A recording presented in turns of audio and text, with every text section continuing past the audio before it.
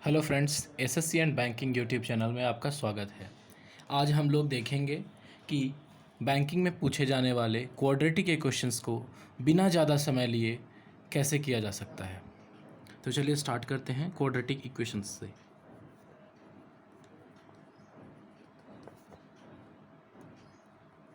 Quadratic equations, हाँ, तो quadratic equations का एक जनरल फॉर्मेट होता है। एक क्वाड्रेटिक इक्वेशन कैसा दिखता है, तो a x square plus b x plus c equals to zero, ये एक क्वाड्रेटिक इक्वेशन का जनरल फॉर्म है। एक क्वाड्रेटिक इक्वेशन इसी तरह का दिखता है, जिसमें एक्स की पावर 2 और एक्स की सिंगल पावर 1 और एक कांस्टेंट टर्म होता है। ध्यान रहे कि एक्स स्क्वायर की जो कोफिशिएंट है ए, उसको लीडिंग कोफिशिएंट बोलते हैं, और ये ए की वैल्यू कभी भी ज़ीरो नहीं हो सकती है। सोच सकते हैं आप कि अगर ए की वैल्यू ज़ीरो हो गई तो ये पूरा टर्म गायब हो जाएगा, तो ये इक्वेशन लीनियर इक्वेशन में कन्वर्ट हो जाएगा। इसीलिए कभी किसी क्वाड्रेटिक इक्वेशन में ए की वैल्यू ज़ीरो आप नहीं देखेंगे। चलिए, आपको पता है ऑलरेडी, हम में से हर किसी ने 10th स्टैंडर्ड में ये पढ़ा है कि किसी भी क्वाड्रेटिक इक्वेशन के सॉल्यूशंस को इस फॉर्मूले के थ्रू दिया जा सकता है, जो कुछ इस प्रकार है: minus b plus minus root over b square minus 4ac/2a। अधिकांश लोगों को ये फार्मूला याद होगा। लेकिन बैंकिंग जैसे एग्ज़ाम्स, जहाँ समय की बहुत किल्लत होती है, फटाफट क्वेश्चंस को करने के लिए हमारे पास ये फार्मूला सफिशिएंट नहीं है, हमें कोई और टेक्निक फॉलो करना होगा। तो चलिए देखते हैं कि तेज़ी से क्वाड्रेटिक के क्वेश्चंस को कैसे सॉल्व किया जा सके। पहले कुछ एग्जांपल्स देख लेते हैं कि क्वाड्रेटिक इक्वेशंस रियल फॉर्म में कैसे दिखते हैं। जैसे कि ए बी सी कुछ की भी वैल्यू ली जा सकती है, जैसे x square plus 5x plus 6 equals to zero. ये आप देख सकते हैं, ए की वैल्यू 1 है, बी की वैल्यू 5 है और सी की वैल्यू 6 है। इसके बाद कोई भी कई क्वाड्रेटिक इक्वेशंस ऐसे भी दिख सकते हैं आपको: x square minus 4x equals to zero. यहाँ आप देखेंगे कि यहाँ कांस्टेंट टर्म ही गायब है। एक्स टू द पावर 2 वाला टर्म है, एक्स का पावर 1 वाला टर्म है, लेकिन कांस्टेंट टर्म गायब है। इसी तरह लास्ट एक और तरीका फॉर्मेट है जिसमें एक्स का टर्म गायब रहेगा। तो वो क्वाड्रेटिक इक्वेशन कैसा दिखता है, वो कुछ इस तरह का दिखता है: x square minus 4 equals to zero. तो हर तरह के क्वाड्रेटिक इक्वेशंस को हमने यहाँ कवर कर लिया है एग्जांपल्स के तौर पे। अब हम लोग देखेंगे कि फटाफट बिना समय लिए क्वाड्रेटिक इक्वेशंस को कैसे कर सकते हैं। तो हम लोग 3 तरह के क्वाड्रेटिक इक्वेशंस देख सकते हैं। टाइप वन वो फॉर्म है जिसमें जो पार्ट सी है, कांस्टेंट टर्म है, वही गायब रहेगा। जैसे कि कुछ इस तरह का question: x square minus 4x equals to zero. आप देख सकते हैं यहाँ ए रहेगा, बी रहेगा, लेकिन कांस्टेंट टर्म गायब है। इन क्वेश्चंस को काफ़ी तेज़ी से सॉल्व किया जा सकता है। आप देखेंगे कि x दोनों में कॉमन है। x कॉमन लेने पे बचेगा x into x minus 4 equals to zero. अब यहाँ दो नंबर्स का टर्म अगर प्रोडक्ट ज़ीरो हुआ, मतलब दोनों नंबर बारी बारी ज़ीरो के बराबर हो सकते हैं। तो x इक्वल्स टू या तो ज़ीरो होगा या 4 होगा। यहाँ से हमें दो सॉल्यूशंस मिल गए। ये काफ़ी इजी होता है, यानी ये तो मैंने आपको शो किया, लेकिन सच्चाई ये है कि इस तरह के क्वेश्चंस को आप देखते के साथ इसका आंसर 0 और 4 लिख सकते हैं। आप इमेजिन कर सकते हैं कि अगर x कॉमन लेंगे तो यहाँ x माइनस 4 होगा, एक x बार 0 हो जाएगा और एक बार 4 हो जाएगा। तो देखते के साथ इस तरह के क्वेश्चंस का आंसर 0 और 4 किया जा सकता है। सिमिलरली मान लीजिए एक क्वेश्चन आपसे कुछ इस तरह का पूछ दिया गया: x square minus 3/2x equals to zero. तो इसका आंसर देखते ही आप कैसे लगा सकते हैं, फिर से यहाँ कांस्टेंट टर्म गायब है, तो इस तरह के क्वेश्चंस का आंसर होगा x इक्वल्स टू ज़ीरो। तो होना ही है, जिस वैसा इक्वेशन जिसमें कांस्टेंट टर्म गायब है उसका x का वैल्यू तो 0 होगा ही। लास्ट x, अगर x कॉमन लेने के बाद बचता है x माइनस 3/2, तो सोल्यूशन आएगा 3/2। तो इस तरह के सोल्यूशंस हो सकते हैं। तो चलिए हम लोग इसके बाद, अभी हमने टाइप 1 कर लिया, अब उसके बाद करेंगे टाइप 2 के क्वेश्चंस। टाइप 2 के क्वेश्चंस कैसे होते हैं, तो फॉर एग्जांपल उसमें x का टर्म ही गायब रहेगा, मतलब x square plus b x plus c में से बी एक्स वाला टर्म गायब रहेगा, एक्स स्क्वायर दिखेगा और कांस्टेंट टर्म दिखेगा। चलिए एक क्वेश्चन उस पर भी लेते हैं, जैसे में x square minus 4 equals to zero. आपको पता है बड़ा सिंपल होता है इसका solution. X square equals to आप लिखेंगे 4 और यहाँ से आपको मिल जाएगा x equals to plus minus 2। In fact ये स्टेप बैंकिंग के एग्जाम्स में ये स्टेप लिखने तक की ज़रूरत नहीं होती है। एक्स स्क्वायर इक्वल्स टू 4 आप इमेजिन कर सकते हैं और प्लस माइनस 2 आंसर होगा। सिमिलरली एक क्वेश्चन और लिया जाए, अगर कोई इस तरह का क्वेश्चन ले 2x square equals 2x square minus 14 equals to 0 है, तो यहाँ पर आप देख सकते हैं कि 2 दोनों में कॉमन है, तो 2 कॉमन लेने के बाद क्या बचेगा 2 इंटू एक्स स्क्वायर माइनस 7। तो ये इक्वेशन इतना इजी फॉर्म में बदल जाएगा और इसके बाद आपको पता है 7 उधर जाएगा और ये बन जाएगा x equals to plus minus root 7। तो टाइप 1 और टाइप 2 के क्वेश्चंस जो हैं काफ़ी इजी होते हैं। ये इन दोनों में क्वाड्रेटिक इक्वेशन का सल्यूशन निकालना काफ़ी इजी होता है। जो मेन चैलेंज है और बैंकिंग एग्जाम्स में जहाँ लोग स्टक हो जाते हैं, जहाँ स्टूडेंट्स फंस जाते हैं, वो है टाइप 3 का क्वेश्चन। और टाइप 3 का क्वेश्चन हम लोग एक प्रैक्टिस कर सकते हैं। आइए देखते हैं टाइप 3 के क्वेश्चंस। वो एक कंप्लीट फॉर्म है। टाइप 3 के क्वेश्चंस ही वो क्वेश्चंस हैं जहाँ स्टूडेंट्स अमूमन फंसा करते हैं। जैसे में टाइप 3, इसमें कोई भी क्वाड्रेटिक इक्वेशन अपने पूरे फॉर्म में होगा, मतलब उसमें कोई भी टर्म गायब नहीं होगा, ना एक्स स्क्वायर वाला, ना एक्स वाला और ना ही कांस्टेंट टर्म। तो देखते हैं कि टाइप 3 के क्वेश्चंस को कैसे सॉल्व करेंगे। तो टाइप 3 का क्वेश्चन पहले दिखेगा कैसे, हमारा a x square plus b x plus c equals to 0। अब सच्चाई ये है इसमें कोई गायब नहीं है, मतलब ए बी सी सारे के सारे नॉन ज़ीरो होंगे, ज़ीरो कोई नहीं होगा। अब तेज़ी से बहुत ध्यान से सुनिए जो भी देख रहे हैं इनको। A x square plus b x plus c में तरीका क्या है, इसको सॉल्व करने का सबसे फास्ट तरीका है मिडिल टर्म स्प्लिटिंग मेथड। मतलब जो बीच का टर्म है उसको 2 पार्ट्स में ब्रेक कर देना होता है, 2 पार्ट्स में ब्रेक कर देना होता है। मतलब कुछ इस तरह से, जो b है यहाँ प्लस b लिखा हुआ है, उसको 2 ऐसे पार्ट्स में बांटना होता है। मान लीजिए b को b1 प्लस b2 के फॉर्म में ब्रेक कर दिया, तो ध्यान देना है कि हमें b को ऐसे 2 पार्ट्स में बांटना है कि दोनों पार्ट्स को मल्टीप्लाई करने पे जो प्रोडक्ट आए वो एक्स स्क्वायर की कोफिशिएंट और कांस्टेंट टर्म के कांस्टेंट टर्म के दोनों के प्रोडक्ट के बराबर आए। मतलब हम लोग यहाँ पर लिख सकते हैं डिवाइड प्लस बी को into 2 such parts b1 and b2 such that कि b1 और b2 का जो प्रोडक्ट है वो a और c के प्रोडक्ट के बराबर आ जाए। आप जैसे ही ऐसा करेंगे तो अगर आपको ऐसा b1 और b2 मिल जाता है जो कि इन दोनों इक्वेशंस को सेटिस्फाई करे, तो आपका जो क्वाड्रेटिक इक्वेशन है वो अब चेंज होकर के ऐसा दिखेगा। इनिशियली वो ऐसा था, बाद में अब ऐसा दिखेगा। A x square plus b 2 parts में बट गया, तो ये b1x और b2x plus c equals to 0 में कन्वर्ट हो जाएगा। अब इसको सॉल्व करने के लिए आपको कुछ अलग से मेहनत नहीं करनी है। इनफैक्ट आपको ये भी लिखने की ज़रूरत नहीं है। आपने जैसे ही देखा कि आपने b को b1 और b2 में बांट दिया, तो आपका जो आंसर होगा x का सोल्यूशन होगा वो डायरेक्टली आप लिख सकते हैं माइनस b1 बाई ए, जो आपका एक्स स्क्वायर का कोफिशिएंट है, और दूसरा होगा माइनस b2 बाई ए। इतना इजी है। अगर आपको ये थ्योरी समझ में नहीं आया हो तो आप पहले एक एग्जाम्पल देखिए, फिर वापस अगर आप इस थ्योरी को देखेंगे तो काफ़ी इजीली समझ जाएंगे। जैसे मैं एक इक्वेशन ले रहा हूँ, सबसे इजी वाला इक्वेशन लेता हूँ जिसके सोल्यूशन सबके जुबान पे होता है रेडीमेड।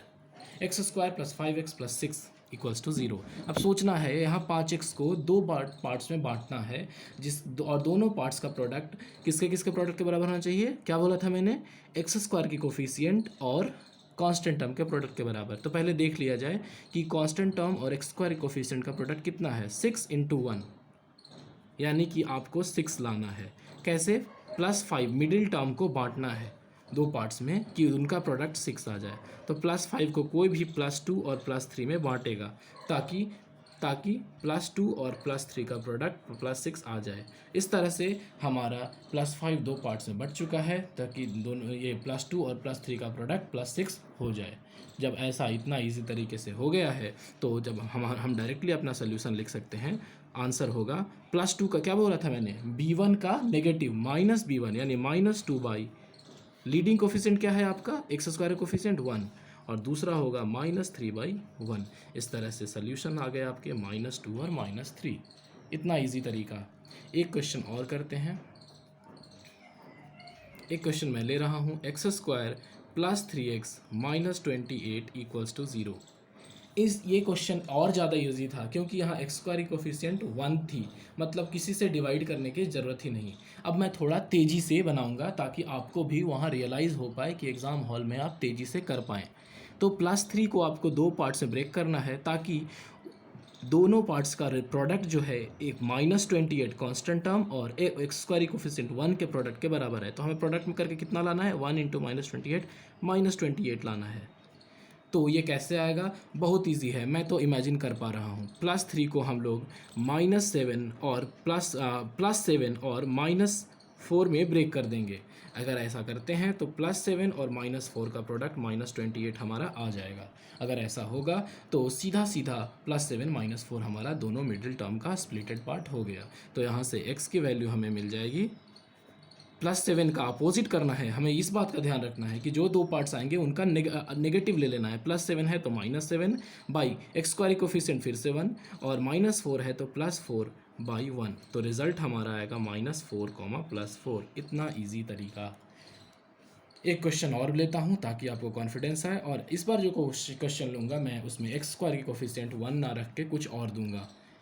जैसे ये क्वेश्चन लिया जाए 3x square plus 5x minus 8 equals to 0। चलिए मैं इस बार इस स्पीड से सॉल्व करूँगा जैसे कि मैं एग्ज़ाम हॉल में ही बैठा हुआ हूँ। सो मुझे लाना है 3 इंटू -8 -24। अब ये -24 कैसे आएगा, तो मैं इमेजिन कर पा रहा हूँ कि +5 को ब्रेक करना है -24 में। तो मैं क्या करूँगा, +8 और -3 में ब्रेक कर दूँगा। तो ये हो गया और इनका प्रोडक्ट ये भी मिल गया। तो हमारा आंसर होगा x इक्वल्स टू +8 का नेगेटिव -8/3 और -3 का अपोजिट +3/3, यानी कि दो रूट्स आए -8/3 और +1। इनफैक्ट मुझे बोलने में, आपको समझाने में जो टाइम लग रहा है वो वहाँ भी बचना चाहिए ताकि इस क्वेश्चन को मैक्सिमम 5 to 6 सेकेंड में आपको डिकोड कर लेना है। आगे देखते हैं कुछ और क्वेश्चंस।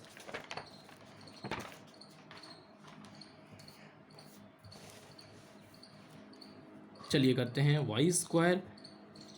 एक क्वेश्चन इस तरह का लिया जाए, वेरिएबल्स चेंज भी होते रह सकते हैं। 2y square -17y plus 35 equals to 0। तो ज़रा देखते हैं कि इसका सोल्यूशन कैसे होगा। हमें कितना लाना है प्रोडक्ट करके, 35 इंटू 2 70 लाना है। हमें प्रोडक्ट करके 35 इंटू 2 70 लाना है। हमें -17 को ब्रेक करना पड़ेगा। तो -17 को -10 और -7 के फॉर्म में ब्रेक किया जा सकता है। दोनों को ऐड करके -17 आ जाएगा और ये 70 हो जाएगा। तो हमारा आंसर सीधा सीधा x इक्वल्स टू हो गया -10 का opposite 10 divided by y square coefficient 2 और -7 का अपोजिट +7 डिवाइडेड बाई 2। ये आंसर आ गया आपका 5 और 3.5।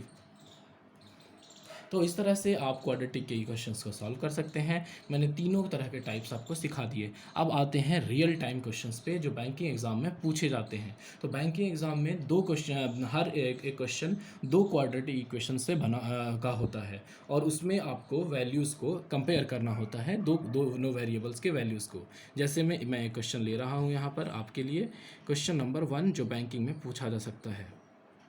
जैसे कुछ इस तरह का question, 3x square plus 5x minus 8 equals to 0। ये क्वेश्चन मान लीजिए इक्वेशन 1 है और दूसरा इक्वेशन वो दे देंगे y square minus 4y plus 3 equals to 0। अब इसको आप कैसे सॉल्व करेंगे, तो मैं इसको फटाफट सॉल्व कर रहा हूँ जैसे मैं एग्जाम हॉल में बैठा हुआ हूँ। तो एक्स स्क्वायर की इसका सोल्यूशन -8 इंटू 2 3 -24 लाना है। +8 -3 में मैंने इसको बांट दिया, +8 -3 बांट दिया, ये -24 हो गया। तो ये सीधा सीधा हो जाएगा -8/3 और -3 का अपोजिट +3/3।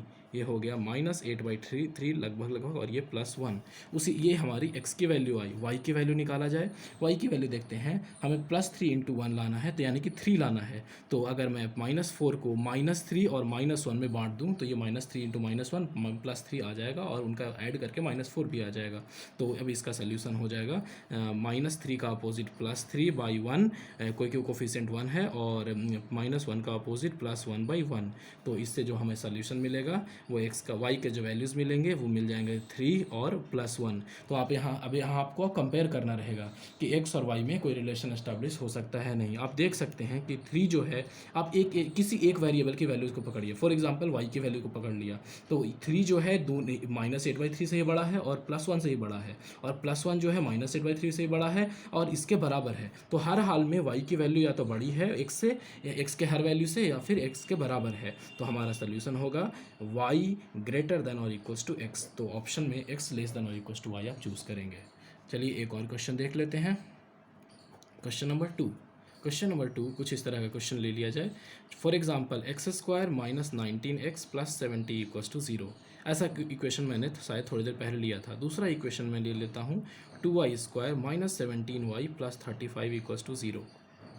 अब देखिए, हमें 70 × 1 70 लाना है, -19 को ब्रेक किया जाए, ये 14 25 70, यानी कि -14 और -5 दो पार्ट्स में ये ब्रेक हो गया। तो ये x की वैल्यू क्या आ जाएगी?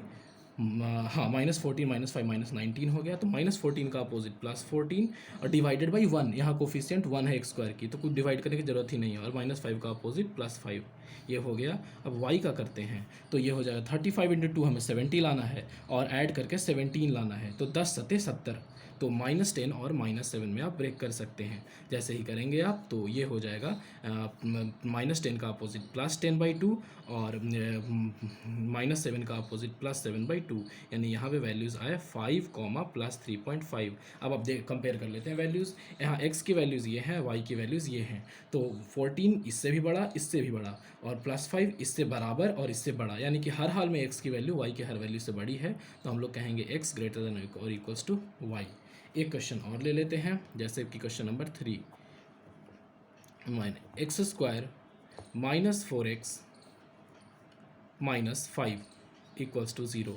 और एक और इक्वेशन ले लेते हैं हम लोग, x² - 9 = 0। अभी इसको कैसे सॉल्व करेंगे?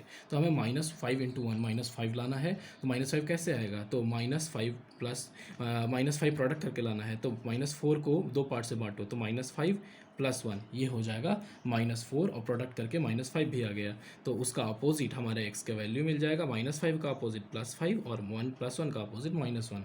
और y की वैल्यू, यहाँ y डालना होगा, दूसरा वेरिएबल y होना चाहिए। तो y² = आपका मिलेगा +3 एंड -3। अब यहाँ पे कंपेयर करते हैं वैल्यूज़ को। 5 3 से भी बड़ा है, 5 -3 से ही बड़ा है, लेकिन यहाँ पर -1 इससे छोटा हो गया। अब इस तरह से x की कुछ वैल्यू y के कुछ वैल्यू से बड़ी है और x की कुछ वैल्यू छोटी हो गई y की वैल्यू से, यानी कि हम लोग यहाँ पर कोई रिलेशन एस्टैब्लिश नहीं कर सकते हैं। तो यहाँ पे ऑप्शन चूज़ करना पड़ेगा आपको x no relation can be established, इस तरह के ऑप्शन को चूज़ करना पड़ेगा। आई होप आपने हमारी वीडियो को में सारी बातों को, सारी तरह के क्वेश्चंस को समझा होगा। अगर आपको वीडियो अच्छा लगे तो आप चैनल को सब्सक्राइब करें, लाइक करें और ज़्यादा से ज़्यादा लोगों तक शेयर करें। Thank you. फिर मैं आऊँगा चैप्टर ये SSC और बैंकिंग में इम्पॉर्टेंट कुछ टॉपिक्स के साथ। तब तक के लिए धन्यवाद।